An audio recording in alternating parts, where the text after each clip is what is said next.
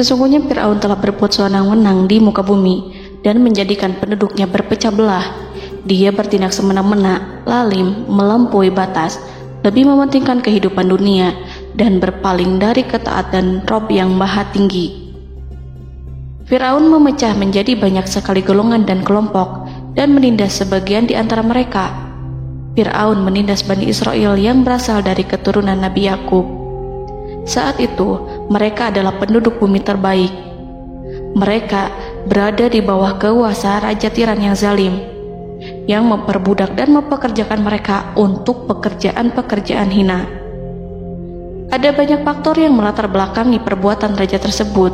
Selain karena kebencian, ada juga faktor ramalan yang beredar pada saat itu. Bani Israel mengalami siksaan dan penyiksaan yang tak terkira. Nabi Musa diutus oleh Allah Subhanahu wa Ta'ala untuk membebaskan Bani Israel, dan telah berulang kali memperingatkan Fir'aun agar membebaskan kaumnya. Namun Fir'aun tetap bersikeras dan menolak. Suatu hari Allah Subhanahu wa Ta'ala memerintahkan Nabi Musa untuk kembali kepada Fir'aun dan menunjukkan mukjizat. Di sana Nabi Musa menunjukkan beberapa mukjizat, termasuk mengubah tongkatnya menjadi ular raksasa dan di tangannya mengeluarkan cahaya. Namun Fir'aun tetap ingkar, dan dari situlah awal mula kehancuran Fir'aun dan pengikutnya. Tentang bagaimana detail kisah lengkapnya serta kelanjutan nasib Fir'aun, dari mana awal mula keangkuhan Fir'aun sampai mengakui dirinya sebagai Tuhan, serta dari mana sumber kekayaan Fir'aun yang sampai penasihatnya saja Qorun bisa membangun istana megah, akan dibahas lengkap di sini. Namun sebelum saya melanjutkan kisahnya, dimohon kepada pemirsa untuk menonton video ini sampai selesai, supaya tidak ada kesalahpahaman dalam memahami isi cerita, serta mohon bantu channel ini semakin berkembang dengan cara subscribe dan berikan like serta komen positifnya. Semoga bantuan pemirsa sekalian menjadi amal jariah dan bernilai pahala di sisinya. Bismillahirrahmanirrahim. Fir'aun menguasai seluruh negeri. Seiring dengan makmurnya negeri Mesir, kekuasaan Fir'aun semakin hari semakin bertambah. Fir'aun berkuasa tanpa ada yang berani menentang, dan dia membuat keputusan sesuka hatinya. Bahkan dengan kesombongannya, dia sampai berani mengaku sebagai Tuhan. Gelar Fir'aun Raja Mesir kuno punya pengaruh besar yang diyakini sebagai seorang yang bertanggung jawab untuk melindungi dunia pada saat itu. Fir'aun bukanlah nama seseorang, melainkan sebutan dalam Al-Quran yang merujuk pada seorang Raja Mesir yang sombong, suka menindas, dan sering melampaui batas, yang hidup ketika Nabi Musa alaihi salam bayi sampai dirinya dibinasakan oleh Allah di Laut Merah. Fir'aun merupakan sebuah gelar bagi raja-raja Mesir yang muncul di era New Kingdom. Pendapat Syekh Abdurrahman As-Sadi mengatakan bahwa Fir'aun merupakan gelar yang diberikan kepada raja-raja Mesir, sebagaimana Raja Babil disebut Namrud, Raja Habasyah disebut An-Najasyi, Raja Yaman disebut Al-Qil, atau Raja Persia yang disebut Kisra, penguasa Roma yang dijuluki Kaisar. Sebutan Fir'aun dalam Al-Quran ini menjurus pada Raja Mesir yang hidup pada tahun 1527 sampai 1407 sebelum Masehi. Fir'aun dikhususkan untuk menyebut penguasa Mesir yang membangkang dan tidak beriman kepada Allah Subhanahu wa Ta'ala. Sedangkan yang beriman kepadanya dikenal dengan nama Malik, yang saat itu hidup di zaman Nabi Yusuf alaihi salam. Sebagian ahli sejarah mengatakan bahwa penguasa Mesir pada masa Nabi Yusuf disebut Al-Malik atau Raja, tidak disebut Fir'aun, karena kedua penguasa ini berbeda asal daerahnya. Penguasa Mesir pada masa Nabi Yusuf berasal dari Mesir pesisir, sehingga mudah untuk menerima perubahan. Sedangkan Fir'aun pada masa Nabi Musa berasal dari pedalaman Mesir yang mempunyai watak dan karakter keras serta kolot, dan tidak mudah menerima orang-orang di luar kalangan mereka. Dari keterangan di atas dipahami kenapa penguasa Raja Mesir pada masa Nabi Yusuf percaya kepada Nabi Yusuf dan mengikuti agama Nabi Yusuf, yaitu Islam. kemudian diikuti oleh rakyatnya. Sebagian ahli sejarah menyamakan Fir'aun dengan Mas'ab ibnu Royan. Ada pula yang menyatakan bahwa Fir'aun anaknya Walid ibnu Mas'ab ibnu Royan dari salah satu kaum Ad. Para Fir'aun Mesir kuno memperoleh kekayaan dan membangun kerajaan mereka yang megah melalui berbagai sumber. Beberapa sumber utama kekayaan dan pembangunan kerajaan Fir'aun adalah sumber daya alam. Mesir kuno diberkati dengan sumber daya alam yang melimpah, termasuk emas, tembaga, dan batu mulia yang ditambang dari wilayah gurun dan lembah. Sungai Nil juga menyediakan tanah yang subur untuk pertanian yang menjadi dasar ekonomi Mesir kuno. Air yang sangat penting ini memungkinkan kota-kota tumbuh di tengah gurun. Lonjakan air dan nutrisi itu mengubah lembah Nil menjadi tanah pertanian yang produktif. Menurut Organisasi Pangan dan Pertanian PBB, petani Mesir kuno adalah salah satu kelompok pertama yang melakukan pertanian dalam skala besar, menanam tanaman makanan seperti gandum, serta tanaman industri seperti rami untuk membuat pakaian. Sungai Nil mengalir ke utara sejauh 4.160 mil dari timur tengah Afrika ke Laut Tengah, yang memberikan Mesir kuno tanah subur dan air untuk irigasi.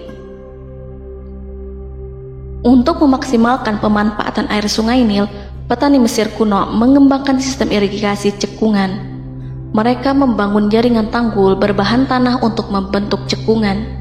Kemudian mereka menggali saluran untuk mengarahkan air banjir ke dalam cekungan, di mana air akan menggenang selama sebulan hingga tanah jenuh dan siap untuk ditanami. Selain itu, Sungai Nil dapat dimanfaatkan untuk mengangkut material proyek-proyek konstruksi. Untuk mendapatkan manfaat dari Sungai Nil, orang yang tinggal di tepi sungainya harus mencari cara mengatasi banjir tahunan sungai ini. Untuk memprediksi apakah mereka akan menghadapi banjir yang bisa mengakibatkan panen buruk, orang Mesir kuno membangun nilometer atau pilar batu dengan tanda menunjukkan tingkat air. Mereka mengembangkan keterampilan dan teknologi baru dari pertanian hingga pembuatan perahu dan kapal. Sungai Nil juga merupakan rute transportasi penting karena memainkan peran sentral dalam peradaban Mesir kuno. Orang Mesir menjadi ahli dalam membangun perahu dan kapal untuk mengangkut berbagai barang, termasuk ternak, sayuran, ikan, roti, dan kayu. Mesir kuno memiliki perdagangan yang berkembang dengan wilayah Afrika Timur dan Tengah serta Mediterania Timur. Perdagangan ini tidak hanya mencakup barang-barang mewah, tetapi juga bahan pangan dan bahan baku. Fir'aun juga memiliki semua tanah di Mesir dan mengumpulkan pajak dari rakyatnya. Raja Fir'aun juga memperlakukan rakyat dengan kejam tanpa belas kasihan. Ia memeras pajak yang tinggi dan menjadikan kaum Bani Israel sebagai budak kerajaan. Mereka juga menerima upeti dari negara-negara yang dikalahkan atau ingin menjaga hubungan baik dengan Mesir. Bahkan Fir'aun juga memiliki proyek konstruksi untuk membangun struktur megah seperti piramida, kuil, dan monumen yang tidak hanya menunjukkan kekuasaan dan kekayaan mereka, tetapi juga berfungsi sebagai pusat administrasi dan agama. Proyek-proyek ini seringkali menggunakan tenaga kerja dari rakyat yang bekerja selama musim banjir. Kekayaan dan kerajaan megah Fir'aun merupakan hasil dari pengelolaan sumber daya yang efisien, eksploitasi sumber daya alam, dan kebijakan ekonomi yang cerdas. Ini semua mencerminkan kemajuan teknologi, organisasi sosial, dan kekuatan politik Mesir kuno. Kekayaan para Fir'aun Mesir kuno memang sangat luar biasa dan telah menjadi topik penelitian dan kekaguman selama berabad-abad. Fir'aun juga dikenal karena kehidupan mewah mereka. Sebagai penguasa Mesir kuno, Fir'aun hidup dengan kekayaan dan kemewahan yang hampir tak terbayangkan, yang mencerminkan kekuasaan dan status mereka. Mereka menghiasi diri mereka dengan aksesoris yang rumit dan gemerlap, serta mengenakan simbol otoritas dan kekuasaan tradisional. Dan Allah memberikan kepada Fir'aun berupa istidratuhul afiyah, yakni hidup sekian lama tanpa pernah merasakan sakit. Allah Subhanahu wa Ta'ala mengaruniai Fir'aun untuk bisa hidup selama 400 tahun tanpa sakit. Tentu, hal tersebut sudah menjadi kehendak Allah Subhanahu wa Ta'ala, maka tidak ada satupun manusia yang bisa menghalangi, bahkan bagi seorang Fir'aun sekalipun yang terkenal dengan kezalimannya. Namun dengan karunia-Nya yang diberikan Allah tersebut, bukannya menjadikan Fir'aun sebagai manusia yang bersyukur, tetapi malah membangkitkan kesombongan dan kesesataannya. Dan puncak kesombongan Fir'aun juga dicatat Al-Quran sebagai penguasa tangan besi dan manusia yang pernah mengaku Tuhan. Aku adalah Tuhan kalian yang maha tinggi. Quran Surat An-Najiat ayat 24. Fir'aun hidup selama 446 tahun. Selama hidupnya, Fir'aun memiliki tubuh yang sehat dan bugar tanpa pernah mengalami sakit, meski hanya berupa pusing atau flu sekalipun. Fir'aun bahkan tidak pernah merasakan kelelahan. Fir'aun tidak pernah merasakan perihnya lapar, kerongkongannya tidak pernah tersentuh panasnya dahaga. Seandainya dalam semalam saja Fir'aun dilanda sakit berupa pusing atau demam, maka ia akan sibuk untuk mengurus dirinya sendiri dan tidak berpikiran untuk mengaku bahwa ia adalah Tuhan. Hal ini pun dijelaskan dalam kitab Ihya Ulumuddin Al-Qut Al-Qulub oleh Imam Al-Ghazali. Sesungguhnya yang menyebabkan Fir'aun sampai berani mengatakan, "Aku adalah Tuhan kalian yang maha tinggi." Hal ini disebabkan karena ia mengalami masa sehat dalam hidupnya yang begitu lama. Kekejaman Raja Fir'aun diikuti dengan kesombongannya. Ia enggan bersyukur atas kemakmuran yang dianugerahkan Allah Subhanahu wa Ta'ala. Ia justru menjadikan negeri Mesir penuh dengan kemusyrikan. Sungguh, dia Fir'aun termasuk orang-orang yang berbuat kerusakan, dan kami hendak memberi karunia kepada orang-orang tertindas di bumi, dan hendak menjadikan mereka pemimpin dan menjadikan mereka orang-orang yang mewarisi bumi. Dan kami teguhkan kedudukan mereka di bumi, dan kami perlihatkan kepada Fir'aun dan Haman bersama bala tentaranya apa yang selalu mereka takutkan dari mereka. Surat Al-Qasas ayat 1-6. Haman yang merupakan penasihat dan sekaligus pelaksana proyek pembangunan menara untuk Fir'aun yang ikut berkontribusi dalam kesesatan Fir'aun, dan dia juga yang menjadi aktor utama atas kezaliman Fir'aun yang nantinya memberikan nasihat kepada Fir'aun dan mendorongnya untuk menolak ajaran Nabi Musa alaihi salam. Faktor yang mendorong Fir'aun melakukan tindakan keji ini adalah Bani Israel yang mempelajari suatu hal yang mereka riwayatkan dari Ibrahim, bahwa suatu saat nanti akan lahir seorang anak Bani Israel yang akan menghancurkan kekuasaan Raja Mesir. Berita gembira ini terjadi saat insiden antara Sarah, istri Nabi Ibrahim alaihissalam, dengan Raja Mesir yang saat itu berniat jahat terhadap Sarah. Namun Allah menjaganya. Berita gembira ini santer terdengar di antara Bani Israel. Kaum Kipti juga membicarakan berita ini, hingga sampailah juga ke telinga Fir'aun.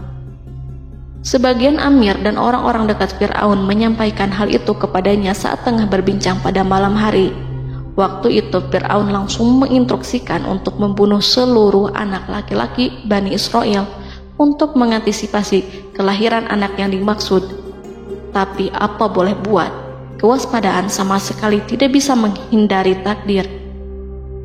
Suatu ketika Fir'aun bermimpi seakan-akan api datang dari arah Baitul Maqdis lalu membakar semua rumah Mesir dan seluruh kaum Kipti. Namun, api tersebut tidak membahayakan Bani Israel.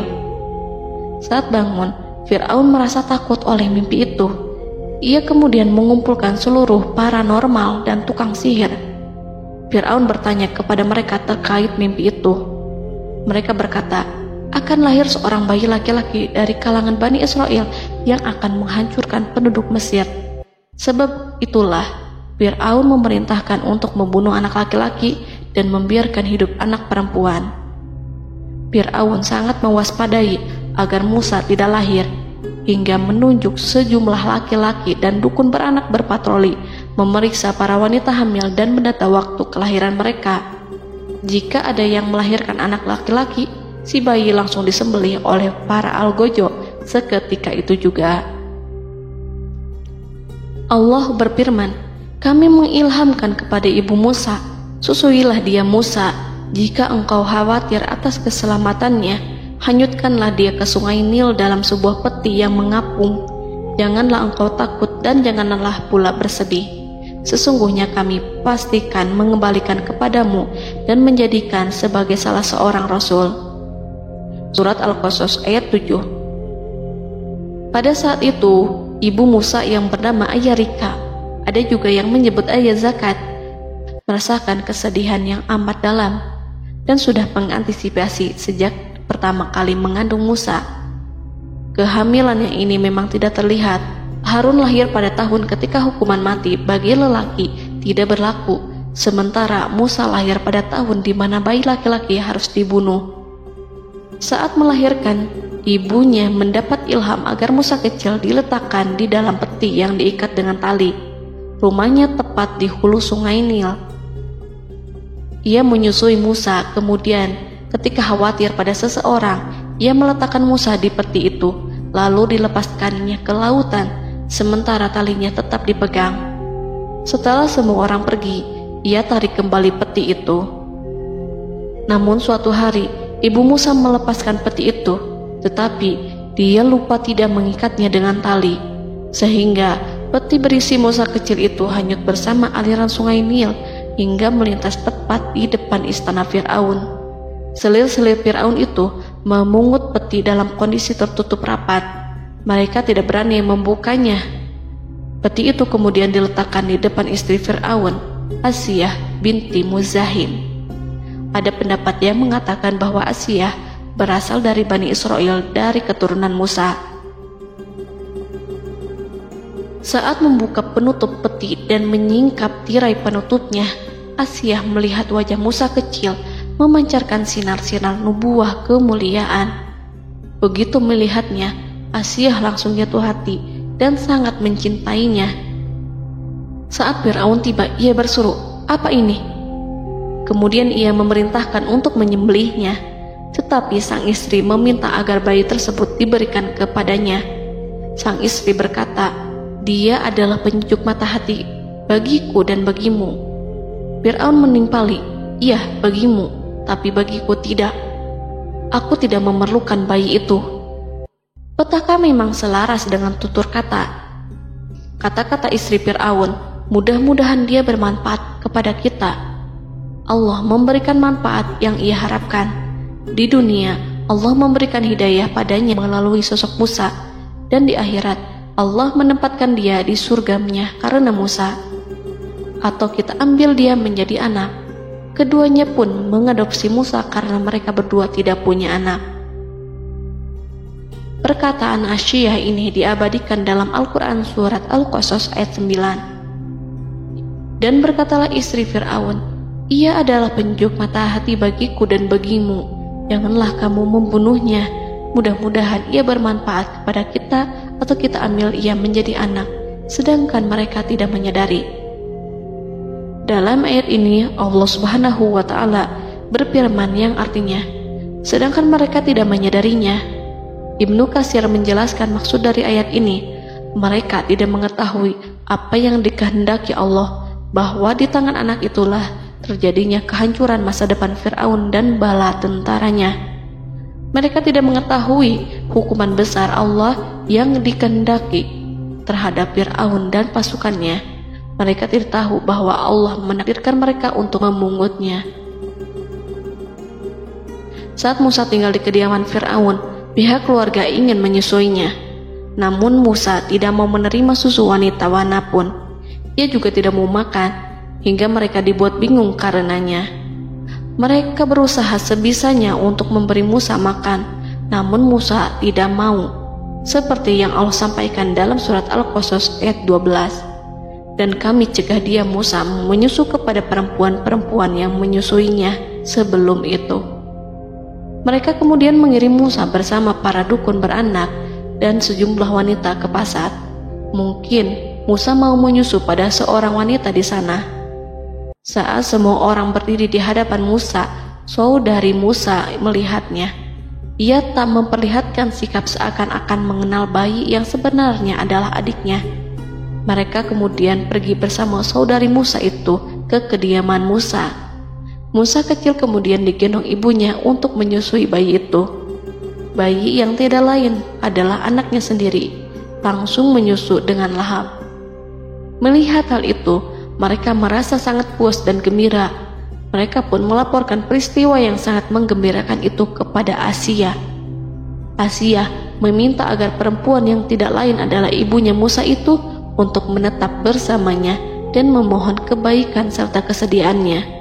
Namun, perempuan itu menolaknya seraya berkata, "Sesungguhnya aku mempunyai suami dan anak-anak yang tidak bisa aku tinggalkan. Akan tetapi, aku siap melakukan jika bayi itu dibawa kepadaku ke rumahku." Akhirnya Asia mengutus ajudan kerajaan untuk menyerahkan bayi itu kepada ibunya Musa untuk disusui secara rutin. Asia kemudian memberikan berbagai macam fasilitas kepada ibu Musa berupa biaya nafkah sehari-hari, pakaian-pakaian bagus, dan beberapa hadiah istimewa yang lainnya sebagai kompensasi upah menyusui bayi itu. Akhirnya Musa kecil kembali ke pangkuan ibunya dan berada di bawah asuhannya. Allah telah menyatukan kembali bayi yang bernama Musa itu dengan ibunya sendiri. Fir'aun tidak akan menyangka jika Allah telah mempersiapkan sesuatu yang besar lewat kehadiran Musa kecil di kerajaannya. Sang Raja bengis lagi terpedaya oleh banyaknya pasukan yang dimiliki, kekuasaan, dan luasnya kerajaan yang maha agung yang tak terkalahkan, dan takdirnya tak bisa ditentang. Allah telah memutuskan bahwa bayi itu yang dia dan pengikutnya waspadai keberadaannya itu hingga dengan bengis membunuh banyak sekali nyawa yang tak terhitung jumlahnya. Padahal anak tersebut justru tumbuh dewasa di kediamannya, di atas kasurnya, memakan makanannya dan meminum yang ada di rumahnya. Fir'aun sendiri justru mengadopsi dan merawat serta mengasuhnya tanpa menyadari rahasia besar di balik itu. Anak itu yang membuatnya binasa di dunia dan akhirat karena menentang kebenaran yang nyata yang ia sampaikan kepadanya. Nabi Musa tumbuh dan hidup sebagai salah seorang dari keluarga kerajaan hingga mencapai usia dewasanya, di mana ia memperoleh asuhan dan pendidikan sesuai dengan tradisi istana. Allah Subhanahu wa Ta'ala mengaruniakannya hikmah dan pengetahuan sebagai persiapan tugas kenabian dan risalah yang diwahyukan kepadanya. Musa tumbuh menjadi seorang pemuda yang mempunyai fisik dan akhlak yang kuat. Allah anugerahkan kepada Musa kesempurnaan tubuh dan kekuatan jasmani. Musa juga menyadari bahwa dia hanyalah anak angkat. Tidak setetes pun darah Fir'aun mengalir padanya, dan bahwa ia keturunan Bani Israel yang ditindas dan diperlakukan sewenang-wenang oleh Fir'aun dan kaumnya. Maka dia berjanji kepada dirinya sendiri akan menjadi pembela bagi kaum-kaum yang lemah yang tertindas. Kekuatan fisik Nabi Musa memang tidak bisa diragukan. Itu terbukti pada saat Nabi Musa mampu mengangkat batu penutup sumur seorang diri, padahal batu itu hanya bisa diangkat oleh 10 orang laki-laki. Peristiwa kedua saat perkelahian antara Bani Israel dan orang Kipti atau kaumnya Fir'aun, suku asli Mesir. Saat orang Israel meminta pertolongan kepada Musa untuk mengalahkan orang Kipti, Musa menghampiri orang Kipti tersebut. Dengan tangan terkepal, Musa meninju orang Kipti dan matilah musuhnya itu. Orang Kipti hanya mati karena pukulan itu. Musa tidak sengaja dan tidak bermaksud untuk membunuh orang Kipti. Musa hanya berniat membuatnya jera. Dan karena peristiwa itulah Nabi Musa pergi meninggalkan Mesir karena Musa takut terhadap Fir'aun dan tentaranya yang akan membunuhnya. Karena jika mereka tahu bahwa Musa membunuh orang Kipti demi membela salah seorang Bani Israel, akan membuat Fir'aun dan pengikutnya mencurigai bahwa Musa memang berasal dari Bani Israel, dan pada akhirnya akan memicu sebuah permasalahan besar. Dan Dan pada waktu yang sudah ditentukan oleh Allah, sekitar 10 tahun Nabi Musa meninggalkan Mesir. Pada akhirnya Allah mengamanahkan dia sebagai seorang rasul. Allah anugerahkan kepadanya hikmah kenabian dan pengetahuan di usia 40 tahun. Allah perintahkan Musa kembali ke Mesir untuk menghadapi Fir'aun dan mengajak dia mengakui Tuhan semesta alam.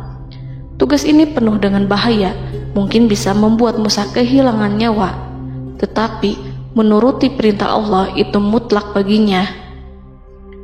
Ditemani oleh saudaranya Harun untuk membantunya membenarkan perkataannya. Lidah Musa cedal karena bara api yang pernah diletakkan di lidahnya saat Fir'aun hendak menguji akalnya setelah menarik jenggot Fir'aun hingga berdarah. Fir'aun bermaksud untuk membunuhnya. Asia mengkhawatirkan Musa lalu berkata, dia masih kecil. Fir'aun kemudian menguji Musa dengan meletakkan buah dan bara api di hadapannya. Musa kecil hendak bermaksud meraih buah-buahan, tetapi tangannya dialihkan oleh malaikat. Lalu Musa mengambil bara api dan ia letakkan di lidahnya. Lidahnya cedal karena bara api ini. Musa meminta kepada Allah agar kekakuan yang ada di lidahnya dihilangkan sebagian, sebatas agar kata-katanya bisa dipahami, dan tidak meminta untuk dihilangkan secara total, karena para rasul hanya meminta sebatas yang diperlukan. Pergilah kamu kepada Fir'aun, karena dia benar-benar telah melampaui batas, maka berbicaralah kamu berdua kepadanya dengan kata-kata yang lemah lembut. Mudah-mudahan dia sadar atau takut. Quran Surat Toha ayat 42-43. Ini merupakan sifat santun dan kasih sayang serta rahmat Allah terhadap makhluknya, meski Allah mengetahui kekafiran dan kesewenang-wenangan dan kesombongan Fir'aun. Bersama Harun, Musa mendatangi Fir'aun setelah menemui beberapa rintangan yang lazim ketika akan menemui raja pada waktu itu. Pertemuan Musa dan Harun juga dihadiri oleh beberapa anggota pemerintahan dan penasihat. Bertanyalah Fir'aun kepada mereka berdua, siapakah kalian berdua ini? Musa menjawab, kami Musa dan Harun adalah pesuruh Allah agar kamu membebaskan Bani Israel dari perbudakan dan penindasanmu, dan menyerahkan mereka kepada kami, agar mereka menyembah kepada Allah dengan leluasa dan menghindari siksaanmu. Fir'aun segera mengenal Musa dan berkata kepadanya, bukankah engkau Musa yang sudah kami asuh sejak bayimu, dan kami asuh dalam istana sampai usia remajamu, dan mendapat pendidikan serta pengajaran yang menjadikan engkau pandai? Dan bukankah engkau yang melakukan pembunuhan terhadap diri daripada seorang dari golongan kami? Sudahkah engkau lupa terhadap itu semua dan tak ingat akan jasa kami kepadamu? Musa menjawab, bahwasannya engkau telah mengurus aku sejak kecil. Itu bukanlah jasa yang dapat kamu banggakan, karena jatuhnya aku pada tanganmu akibat dari kekejaman dan kezalimanmu tatkala engkau memerintah agar orang-orangmu menyembelih setiap bayi laki-laki yang lahir, sehingga ibuku membiarkanku mengapung di sungai Nil dan aku dipungut oleh istrimu, sehingga selamatlah aku dari pengejaranmu dan penyembelihanmu. Dan kebaikan yang engkau sebutkan itu sebanding dengan perlakuanmu terhadap sebuah suku bangsa besar, yaitu Bani Israel secara keseluruhan, karena engkau telah menindas dan menjadikan mereka budak-budak untuk melayanimu. Dan mengenai pembunuhan itu merupakan kehilafanku, lalu aku lari darimu karena aku takut kepadamu. Namun peristiwa itu merupakan rahmat dan hikmah yang terselubung bagiku, sebab dalam perantauanku setelah aku melarikan diri dari negerimu ini, Allah Subhanahu wa Ta'ala mengaruniakanku dengan hikmah ilmu dan mengutus aku sebagai Rasul. Maka dalam rangka tugasku sebagai Rasul, datanglah aku kepadamu atas perintah Allah untuk mengajak engkau dan kaummu untuk menyembah Allah dan meninggalkan kezaliman serta penindasanmu terhadap Bani Israel yang engkau pekerjakan, dan perbudak mereka untuk melakukan pekerjaan dan melayanimu. Fir'aun bertanya, siapakah Tuhan yang engkau sebut-sebut itu, hai Musa? Adakah Tuhan di atas bumi ini selain aku yang patut disembah dan dipuja? Musa menjawab, ya, yaitu Tuhanmu dan Tuhan nenek moyangmu, serta Tuhan alam semesta. Fir'aun bertanya, siapakah Tuhan alam semesta itu? Musa menjawab, ialah Tuhan langit dan bumi, dan segala yang ada di langit dan di bumi. Berkatalah Fir'aun kepada para penasehatnya dan para pembesarnya, sesungguhnya Rasul yang diutus kepada kamu ini adalah seorang yang gila. Kemudian ia balik bertanya kepada Harun dan Musa, siapakah Tuhan kamu berdua? Akulah Tuhanmu yang paling tinggi. Surat An-Najiat ayat 23-24. Dan Fir'aun berkata, wahai para pembesar kaumku, aku tidak mengetahui ada Tuhan bagimu selain aku. Quran Surat Al-Qasas ayat 38. Fir'aun menentang, padahal ia tahu bahwa ia adalah hamba yang diatur, dan Allah lah yang menciptakan dan memberi bentuk rupa. Dan mereka mengingkarinya karena kezaliman dan kesombongannya, padahal hati mereka meyakini kebenarannya. Maka perhatikanlah bagaimana kesudahan orang-orang yang berbuat kerusakan. Quran Surat An-Naml ayat 14. Fir'aun beralih memakai kekuasaan dan wibawa yang ia miliki. Fir'aun berkata, jika engkau menyembah Tuhan selain aku akan memasukkanmu ke dalam penjara. Musa berkata, apakah engkau akan melakukan itu sekalipun aku tunjukkan kepadamu suatu bukti yang nyata? Fir'aun menjawab, tunjukkanlah sesuatu yang nyata itu. Maka Musa melemparkan tongkatnya. Tiba-tiba tongkat itu menjadi ular besar, dan Musa mengeluarkan tangan dari dalam bajunya. Tiba-tiba tangan itu menjadi putih bercahaya. Saking ketakutannya hingga membuat Fir'aun terkena diare, dalam sehari lebih dari 40 kali buang air.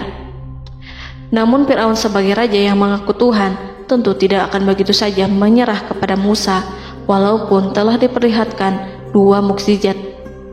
Bahkan Fir'aun berkata kepada kaumnya yang dikhawatirkan terpengaruh oleh mukjizat Musa, bahwa apa yang dilakukan Musa merupakan sihir, dan Musa Harun adalah ahli sihir yang datang dengan maksud menguasai Mesir. Salah satu penasehatnya, yaitu Haman, mengusulkan agar mengumpulkan semua ahli sihir dari berbagai penjuru kerajaan untuk bertanding mematahkan sihir Musa, yang tanpa pikir panjang Fir'aun setujui. Fir'aun pun berkata kepada Musa, apa yang kau bawa ini adalah sihir. Kami akan melawanmu dengan sihir yang sama. Fir'aun pun kemudian meminta Musa untuk bertemu pada waktu dan tempat yang disepakati, dan langsung disetujui Nabi Musa tanpa ragu sedikit pun. Inilah salah satu tujuan terbesar Musa untuk memperlihatkan ayat-ayat hujah dan bukti-bukti nyata Allah di hadapan halayak ramai. Dengan berbekal pertolongan Allah, Musa yakin akan menang melawan para ahli sihir itu. Maka pada waktu yang sudah ditetapkan, yakni pada permulaan hari, saat cahaya matahari mulai terik menyengat, sehingga kebenaran akan terlihat lebih jelas dan nyata, orang-orang berbondong-bondong menuju tempat yang sudah ditentukan untuk melihat pertandingan sihir yang sudah dihadiri ribuan tukang sihir. Menurut Muhammad bin Ka'ab, mereka berjumlah 80.000 ahli sihir. Mereka sudah dijanjikan hadiah dan uang yang besar jika berhasil mengalahkan Musa. Para penyihir istana berkata, wahai Musa, apakah engkau yang mau lebih dahulu ataukah kami? Musa menjawab, silahkan kalian lebih dahulu. Maka ketika tali-tali dan tongkat-tongkat ahli sihir dilemparkan, tiba-tiba berubah menjadi seakan-akan ia merayap cepat karena sihir mereka.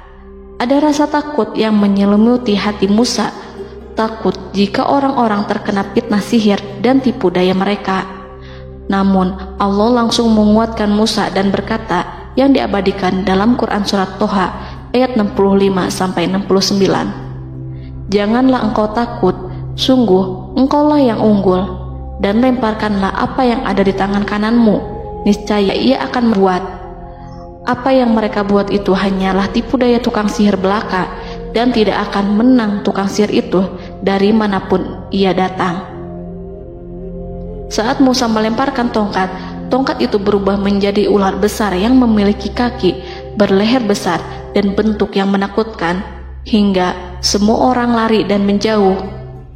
Ular itu kemudian menelan tali-tali para tukang sihir dengan satu persatu dengan gerakan super cepat. Semua orang melihatnya dengan penuh keheranan, sementara para tukang sihir mereka tercengang dan bingung kala melihatnya.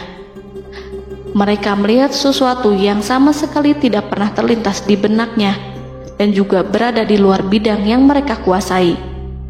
Saat itulah mereka tahu pasti bahwa yang mereka lihat itu bukanlah sihir, sulap, khayalan ilusi ataupun kebohongan semata, tetapi sebuah kebenaran yang hanya bisa dilakukan oleh Yang Maha Benar, yang mengutus mukjizat tersebut dengan benar.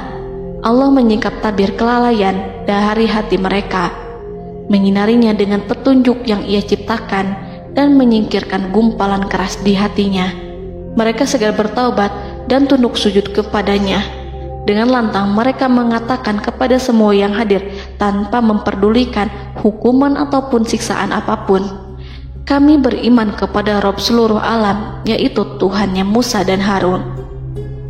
Fir'aun yang congkak dan sombong tentu sangat marah dengan apa yang disaksikannya itu ketika melihat ahli-ahli sihirnya begitu cepat menyerah dan mengakui kekalahan kepada Musa, bahkan menyatakan beriman kepada Tuhan Musa dan Harun.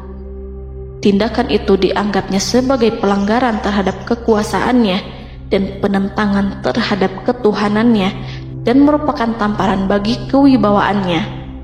Fir'aun berkata kepada mereka, "Apakah kalian telah beriman kepada Musa sebelum aku memberi izin?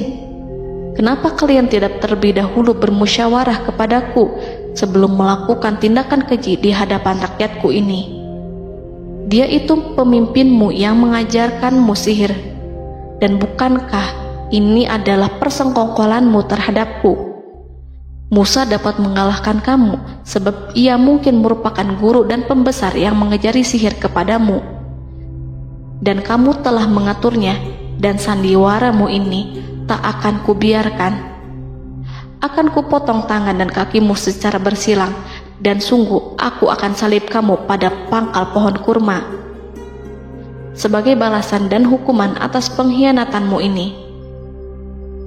Walaupun melihat langsung kebenarannya, Fir'aun tetap tidak percaya. Dia tidak suka keyakinan para penyihir terhadap Musa. Para penyihir itu yang telah mengakui keimanan mereka kepada Allah tak merasa gentar ataupun takut, karena ketika para tukang sihir itu sujud, mereka melihat rumah dan istana-istana di surga yang telah dipersiapkan untuk mereka. Semuanya dirias untuk menyambut kedatangan mereka. Karena itu, mereka tidak peduli dengan ancaman Fir'aun. Setelah peristiwa kekalahan penyihir Fir'aun dengan mukjizat Nabi Musa itu, Fir'aun serta penasihat dan para pembesarnya, termasuk Haman, merencanakan penindasan yang lebih kejam untuk kaum Bani Israel dan merencanakan pembunuhan terhadap Nabi Musa. Fir'aun khawatir jika gerakan Musa tidak diapatahkan akan mengancam kerajaan dan kewibawaannya yang mengaku sebagai Tuhan. Walaupun sudah diingatkan oleh orang mukmin dari kalangan keluarga Fir'aun agar tidak membunuh Nabi Musa dan menyeru kembali menuju jalan yang benar dan mengingatkan kepada akibat yang buruk yang akan didapati nanti, namun Fir'aun dan penasihatnya tetap berada pada kesesatan. Sebagai balasannya, Allah menghukum Fir'aun dan penduduknya dengan kekeringan dan penyakit yang bertahun-tahun karena menolak Rasulnya. Mereka dilanda banjir bandang, darah yang bercampur dengan seluruh air yang ada. Setiap kali mereka akan mengambil air, baik air sumur ataupun air sungai Nil, pasti akan berubah menjadi darah segar. Serbuan belalang pun tidak bisa mereka hindari. Belalang menghinggapi tanaman hingga tak menyisakan satupun buah, daun ataupun rumput. Serangan hama dan wabah katak juga mengerumuni mereka hingga berjatuhan di makanan, wadah-wadah, sampai-sampai ketika ada yang membuka mulut untuk makan ataupun minum, pasti ada katak yang jatuh di situ. Semua hukuman itu hanya menimpa Fir'aun dan pengikutnya, sama sekali tidak menimpa Nabi Musa dan Bani Israel. Namun mereka tidak belajar ataupun berubah, mereka tetap saja kafir dan hanyut dalam kejahatan. Setiap kali Allah timpakan hukuman kepada Fir'aun dan pengikutnya, mereka bersumpah dan berjanji kepada Musa untuk beriman. Namun ketika hukuman itu dihilangkan, mereka ingkar janji berpaling dan kembali kepada keburukan seperti sedia kala. Dari semua penderitaan ini, Allah perintahkan Musa membawa pengikutnya keluar dari Mesir, memulai perjalanan berbahaya antara hidup dan mati. Setelah mengetahui keberangkatan Nabi Musa dan Bani Israel, Fir'aun bersama tentaranya bergerak untuk membantai mereka. Dengan pasukan besar yang berjumlah lebih dari 1.600.000 personil, ditambah 100.000 ekor kuda berwarna hitam legam, Fir'aun berhasil mengejar rombongan Nabi Musa yang saat itu berjumlah 600.000 prajurit di pantai Laut Merah saat matahari terbit. Pasukan Fir'aun mengepung mereka dari semua arah. Di belakang mereka ada tentara Fir'aun yang kejam, sementara di hadapan mereka Laut Merah yang membentang luas. Kala situasi kian genting dan Fir'aun beserta seluruh pasukannya mendekat dengan kesungguhan hati, diperkuat dengan persenjataan, juga dengan amarah dan kedengkian, penglihatan tidak menetap mengarah ke suatu tujuan, dan hati naik menyesak sampai ke tenggorokan.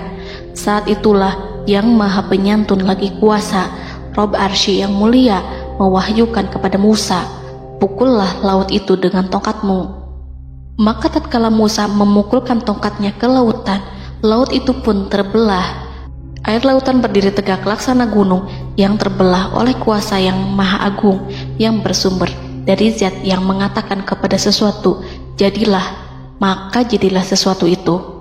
Allah memerintahkan angin barat untuk menyapu kerikil-kerikil hitam lautan, hingga dasar lautan berubah menjadi tanah yang kering, yang tidak melekat pada kaki-kaki kuda dan hewan. Allah memerintahkan Musa untuk melintas bersama kaumnya. Mereka segera turun melintas dengan senang. Mereka menyaksikan sebuah hal yang membuat mata tercengang dan memberikan petunjuk pada hati orang-orang yang mukmin.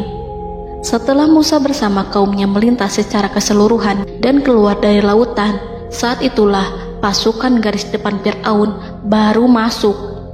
Saat itu Musa bermaksud memukulkan tongkat ke lautan agar kondisi laut kembali seperti sedia kala, agar Fir'aun dan pasukannya tidak bisa mengejar. Tapi Allah yang Maha Kuasa dan pemilik keluhuran memerintahkan agar lautan tetap dibiarkan seperti itu, seperti yang Ia firmankan. Saat Musa membiarkan lautan dalam kondisi terbelah dan Fir'aun tiba di tepi pantai, ia melihat sesuatu yang dahsyat. Kondisi ini membuatnya tercengang, dan ia tahu betul bahwa apa yang dilihatnya adalah pekerjaan Rob Arsy yang mulia, seperti halnya mukjizat lain yang pernah ia lihat sebelumnya. Fir'aun berhenti dan tidak maju. Ia menyesal karena mengejar Bani Israel dalam situasi seperti ini.